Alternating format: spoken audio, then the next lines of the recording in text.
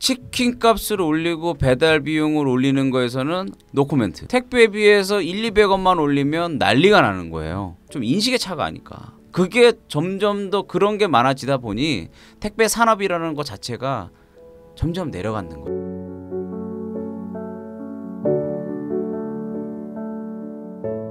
92년에 택배가 1000만 박스를 돌파했습니다. 근데 작년에 25억 박스, 250배가 늘었죠. 택배 단가는 떨어질 수도 있겠다. 왜? 우리가 있잖아요. 스마트폰을 100만 대 생산하는 거와 1억 대 생산하는 건 단가가 달라요. 네. 이해되시죠? 네. 그러면은 스마트폰이 100만 대 생산할 때는 하나에 한 1000만 원 받아야 돼. 근데 1억 대 생산하니까 100만 원 된 거예요. 네. 그러니까 예를 들어서 뭐 정확한 비율은 아니겠지만 택배도 25개 정도 운송하니까 개당 원 단위로 따지면은 단가는 어느 정도 혁신을 통해서 내려갈 수 있다. 자동화라든지. 근데 그 부분이 이제 원가는 절감됐는데 과연 기사들이 받는 그런 부분의 문제가 되겠죠.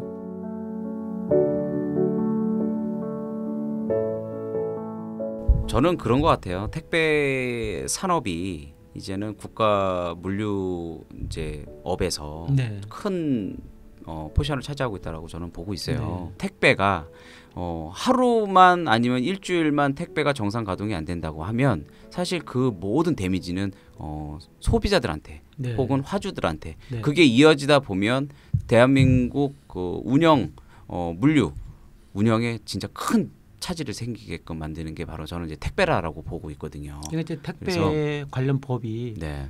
제정이 중요하다. 네. 그 말씀이시죠? 그렇죠. 저는 택배법은 빨리 나와야 되고 그게 실질적으로 물론 뭐 많은 연구원들, 학자분들 그리고 위에서 관리부처에서 그러한 부분을 만들어내는 것도 좋은데 한 번쯤은 네. 시각을 좀 돌려서 실적으로 사용하고 움직이는 사람들의 이야기를 조금 더 많이 들어가지고 네. 그런 부분을 좀 포괄적으로 해서 그런 법을 제정을 시켰으면 좋겠다라고 생각이 들어요. 이건 좀 다른 얘기인데요. 네. 제가 2013년 7월에 국회에서 그 이륜차 화물운송 사업법을 발제를 제가 했거든요. 네네. 그때 공청회를 했는데 그때 이제 택배는 그래도 화원법 하에서 작동이 됩니다. 네. 그런데 이륜차는 아예 법이 없어요. 네. 그래서 법을 만들어 달라. 그래서 제가 이제 나섰는데 저는 이런 얘기를 했어요.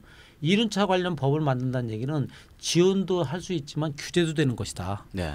마찬가지입니다. 지금 생활 물류 서비스법이 되면은 택배를 지원도 하겠지만 제가 볼 때는 국가는 항상 모든 법이 지원과 규제를 병행합니다. 네. 그렇죠? 네네. 그리고 어떻게 보면 저는 이렇게 생각해요. 큰 거시적으로 보면은 우리나라 국내 물류비 총액이 170조 가게 됩니다. 네네. 근데 택배가 5조 얼마죠? 네. 그러면 저는 이렇게 생각을 해요. 언뜻 메인은 아니다. 죄송합니다. 이거 택배하시는 아니, 분들은 또 아니. 난리 날 텐데 아니. 저는 이렇게 생각을 해요. 아니 170조 국가 물류비 중에 5조 얼마면은 메인은 아니다 분명히. 다만 대통령도 택배를 이용하고 국회도 이용하고 그렇죠? 네.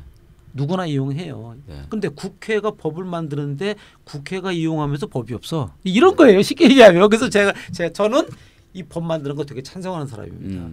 다만 네. 그 법에 지원도 있지만 규제도 있을 것이다. 그래서 그런 부분들을 조화롭게 가져가야 됩니다. 저는 작년일 거예요. 아마 우리 구 교수님이 그 팟캐스트인가 어떤 방송에서 말씀하신 게 물류는 네. 사람으로 인철을 쳤을 때는 전체를 만들어주는 혈관이다. 네, 맞습니다. 그죠? 예, 제가 그 근데 저는 그거를 정말 감명 있게 봤어요. 예. 왜 그랬냐면 네. 170조 사람 170조를 사람이라고 치면 170이라는 건 사람의 모든 형성을 만든 게 170인데 네. 110조인데 그 중에 내 중요한 혈관 중에 하나가 손으로만 가는 예를 들어 혈관이 있어요. 네. 근데 그걸 택배라고 보자고요. 아, 그러면 그게 잘리는 순간 택배는 끝나는 겁니다. 그죠? 진짜 예. 중요한 표현 저는 하시네요. 그렇기 때문에 5조밖에 안 되는 국가 물류 비용의 그 일부의 포션이지만 그래도 그 포션 자체가 만약에 그게 사람 인체적으로 하나의 오른쪽 손으로 가는 혈관이라고 쳤을 때 그게 네. 빠져버리면 그 사람은 오른손을 잃는 거예요. 아, 그렇네요. 저는 그런 거를 한 번쯤 생각을 해줬으면 이제 좋겠다. 비유를 아주 잘하셨네요. 네. 그러니까 우리가 그냥 계량적으로 비중을 따질 게 아니라 네. 택배가 우리가 생활 밀착형이잖아요. 네네. 그러니까는 우리가 택배 없이는 살 수 없다. 결국은 그것 때문에 우리가 아마존이 원래는 이커머스 업체인데 직접 물류를 하잖아요. 네네. 그래서 우리가 아마존이 혁명을 일으켜서 지금 기득권을 가진 지금 사람들이 힘들잖아요. 그렇죠. 그래서 제가 언뜻 들어보니까 아마존 때문에 파산한 미국 글로벌 회사가 뭐 28개다 그 얘기 하더라고요. 그래서 네네. 최근에 파산 신고한 게 토이로저스. 네네. 그래서 제가 깜짝 놀랐어요. 결국은 우리나라도 이제 쿠팡이 그거 아닙니까? 그래서 이제 저는 항상 쿠팡사 들어보고 이랬어요. 저는 처음부터 쿠팡은 이거는 인정해야 된다. 왜? 미래로 가는 길에는 쿠팡이 나타나게 돼 있는데 네. 사실상 기득권을 가진 업체에서 쿠팡을 인정 안 했잖아요. 그래서 결국은 이제 협회를 통해서 소송했는데 졌죠. 결국은 저는 이거예요. 저는 예상했습니다. 왜? 이건 이길 수가 없다. 왜? 이것은 판사가 아니라 누구래도 미래로 가는 방향은 읽어야 돼요. 근데 그렇죠. 그걸 갖다가 기득권을 우리가 이랬잖아요. 성을 쌓으면 망한다. 성을 쌓으면 안 되거든요. 그렇죠. 그래서 저는 이제 기존에 택배 계신 분들한테 그런 얘기 했어요. 택배 사업자들한테 이제는 같이 가야 된다. 다만 그래서 저는 이 법의 테두리 내에서 지원도 하고 또 어느 정도 적절한 관리도 되고 이런 부분을 제가 이제 여쭌 겁니다.